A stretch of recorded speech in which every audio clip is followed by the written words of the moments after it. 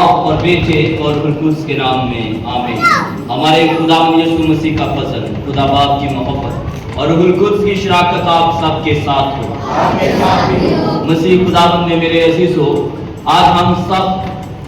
यहाँ पर दूसरे इतवार की इबादत में शरीक होने के लिए आए हैं और ये दूसरा इतवार पाशका का दूसरा इतवार कहलाता है। ये इतवार जो है इलाही रहम का भी इतवार है और इस इतवार में पूरी दुनिया में मसीही कलीसिया खुदा के इलाही रहम पर भरोसा करते हुए उससे उसका रहम मांगते हैं, ताकि जो भी वो मुनाजात दरखास्तें दुआएं लेकर खुदा की हजूरी में आते हैं, उसके रहम के वसीला से वो अपनी दुआओं का अजर अपनी जिंदगी में पा सकें।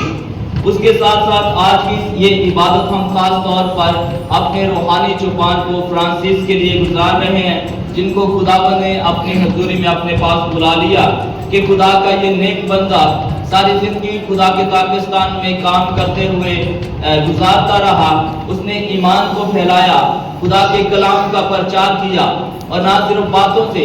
बल्कि अमली तौर पर अपने अमाल से उसने जाहिर किया कि वो मसीह खुदावंद का हकीकी पैरोकार है और उसने खुदावंद यीशु मसीह के उस हुक्म को पूरा किया जो उसने हम सबको भी दिया है कि बस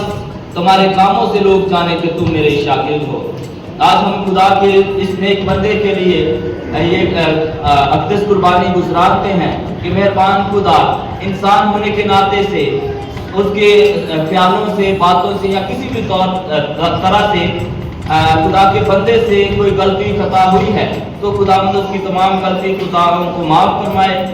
और उसे अपनी ज़िंदगी अता करे, उसके तमाम नए कामों को याद करे और उसके वसीला से जो वो कलीसिया के लिए दुआएं करते रहे हैं कि खुदावंद उनकी दुआओं का असर कलीसिया की ज़िंदगी में जाहिर करे, ताकि कलीसिया ईमानी तौर पर तरक्की पाती रहे।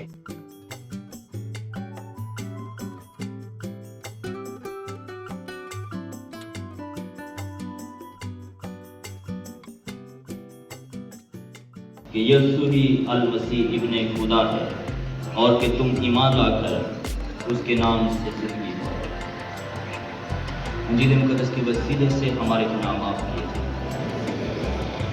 तुझका खुदा बाप